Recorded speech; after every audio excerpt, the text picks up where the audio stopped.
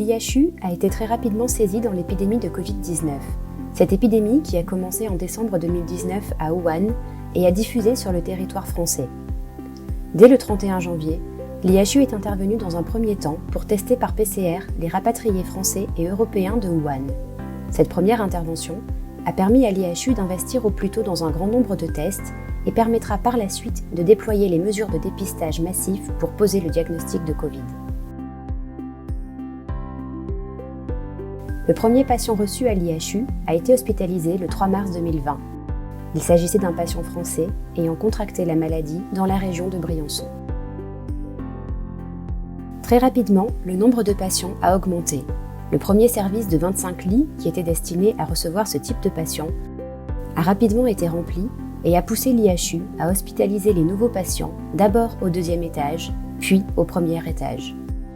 La capacité de l'IHU à hospitaliser dans un premier temps ces 75 patients a permis à l'assistance publique des hôpitaux de Marseille de gagner du temps pour mettre en place l'organisation nécessaire pour recevoir les patients par la suite. Au sein de l'IHU, toute la prise en charge des patients et du dépistage s'est opérée selon le modèle architectural du bâtiment qui avait été pensé en amont pour faire face à ces crises épidémiques. D'une part, le laboratoire, avec sa capacité de travail sur des organismes de niveau 3. D'une autre, les lits d'hospitalisation, 75 lits d'hospitalisation, donc 25 à très haute sécurité.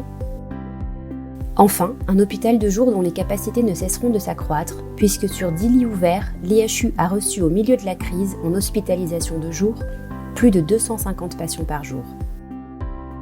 L'organisation mise en place dès le départ a été fondée sur un principe: tester, isoler et traiter les patients, ce qui a été la stratégie principale de l'IHU tout au long de cette crise. En termes d'organisation, les patients qui souhaitaient se faire tester l'ont toujours été. Il n'y a jamais eu de refus de test pour qui que ce soit. S'adapter au nombre de patients s'est révélé être plus difficile en début de crise, avec une queue d'attente relativement importante, mais l'IHU a su corriger rapidement ces délais, grâce notamment à l'aide des marins-pompiers et de la police municipale de la ville.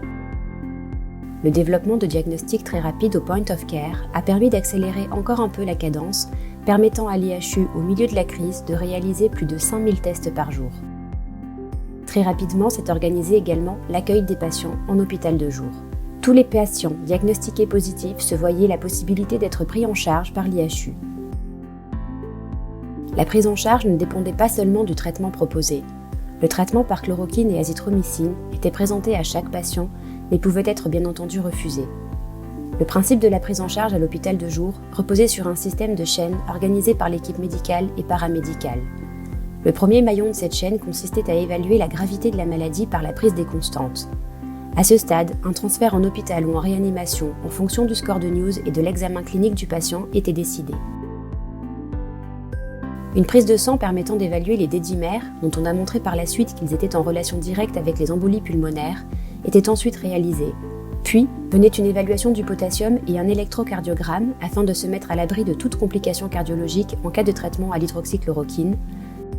Et enfin, une évaluation médicale. En cas de nécessité et en présence de facteurs de risque particuliers, certains patients se sont vus prescrire un scanner basse densité ou un angioscanner. Pour la plus grande majorité des cas, les patients retournaient chez eux, d'autres intégraient directement les services d'hospitalisation de l'IHU. Concernant la prise en charge des patients en service d'hospitalisation à l'IHU, une grande partie de ceux-ci était adressée par les urgences de l'assistance publique des hôpitaux de Marseille ou par transfert direct d'EHPAD. Grâce à l'assistance publique des hôpitaux de Marseille, 14 lits dédiés d'hospitalisation ont très rapidement été équipés d'oxygénateurs haut débit, ce qui a permis d'améliorer grandement la survie, notamment celle des personnes âgées ne pouvant bénéficier des soins de réanimation.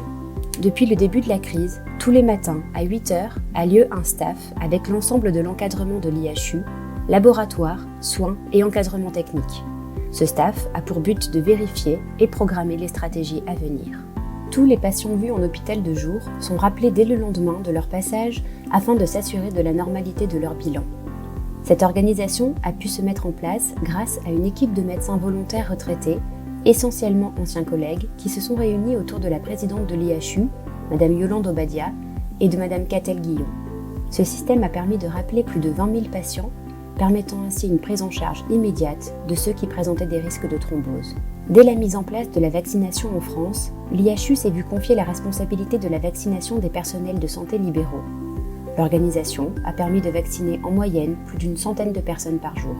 Le laboratoire a subi une réorganisation très importante pour pouvoir entrer dans les objectifs que l'équipe de direction s'était donnés en termes de nombre de tests. Grâce à ses capacités de séquençage préexistantes, l'IHU a pu confirmer l'émergence de variants du SARS-CoV-2 dès septembre 2020. Cette capacité de séquençage s'est vue ultérieurement renforcée par l'acquisition du Novasec. La PHM, via le site de l'IHU, est devenue l'un des 4 centres de référence en France dans le cadre du projet Emergen, qui s'occupe du suivi par séquençage des nouveaux variants du SARS-CoV-2. On compte désormais jusqu'à 1500 génomes complets séquencés par semaine au sein de l'IHU. Grâce à la biobanque de l'IHU, l'ensemble des prélèvements est conservé et permet d'y revenir au moment voulu pour compléter les analyses.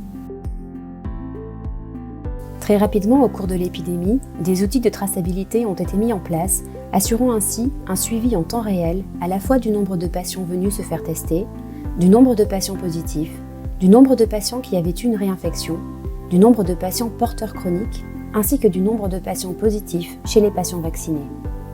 Cet outil de traçabilité a tenu et tient encore un rôle primordial dans la gestion de la crise, permettant d'établir des stratégies fondées sur des données en temps réel.